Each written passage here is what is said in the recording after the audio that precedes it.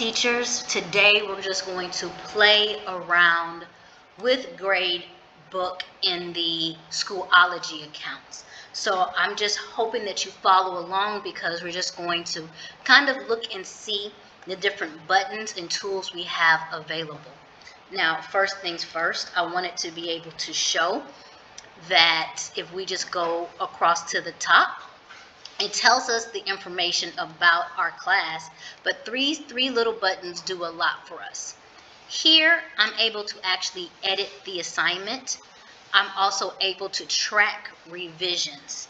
I am also able to mark my empty cells excused. Now, when you mark it excused, it's ignored when you turn around and do your calculations. So this is a perfect one for students who are excused for a doctor's notice and they did not have to do their class.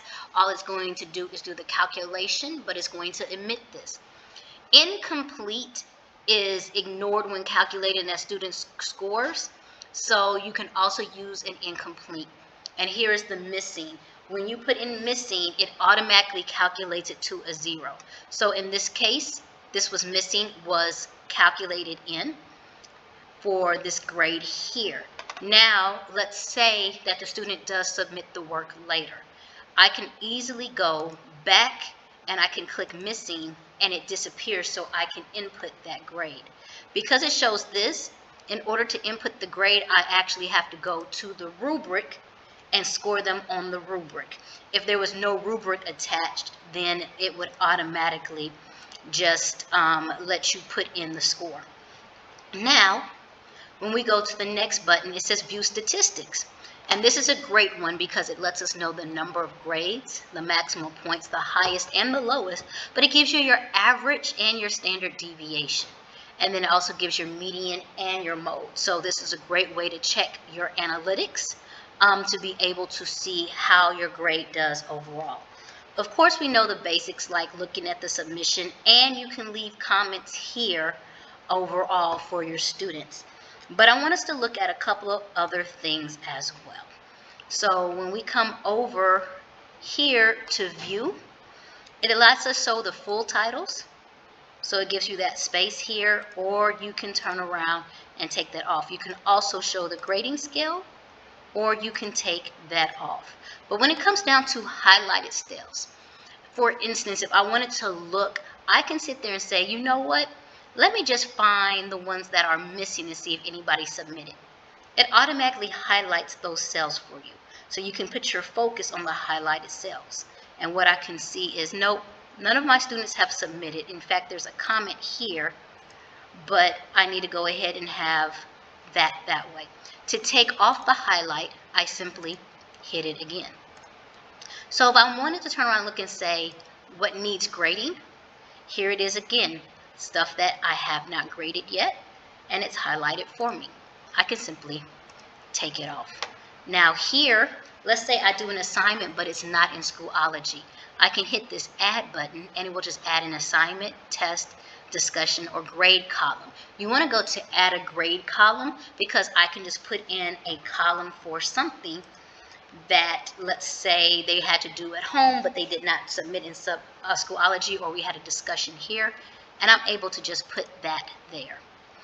This toggle helps me be able to see the full screen, so I don't have to keep going back and forth and looking. It makes it much easier to work with.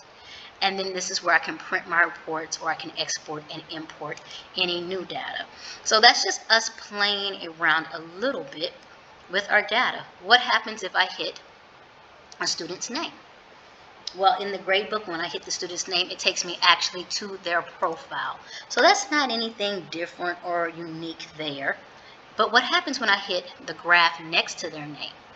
It gives me their gradebook and what they have and what they're able to see. And so here it says, once again, for the student, that this is not there, but this assignment is, and they're able to be graded as a rubric, and they can look at all of those other things. I'm just looking to see, once again, the student should be able here to see their analytics as compared to the class. If not, that's something that your administration can target or do. This is the alignment, and we are going to figure that one out. But I just wanted to take us through a little bit of just playing around in the Schoology Grade Book. There's so many things that you can do. You have your grading periods here. You can do just your midterm grades here if you wanted to see your materials, or I just wanted to look at only homework. It'll let me just look at my homework grades here. All categories. Due date ascending, due date descending, date created. Once again, so it's just a really great tool to be able to play around with and learn a little bit more. But there's so much that you're able to do when you really take the time to kind of go through. And I want to say, just peruse the data ports with me. So thank you so much for your time, and I appreciate it. And don't be afraid to play with your Schoology and just keep learning more and more little great tricks and tools.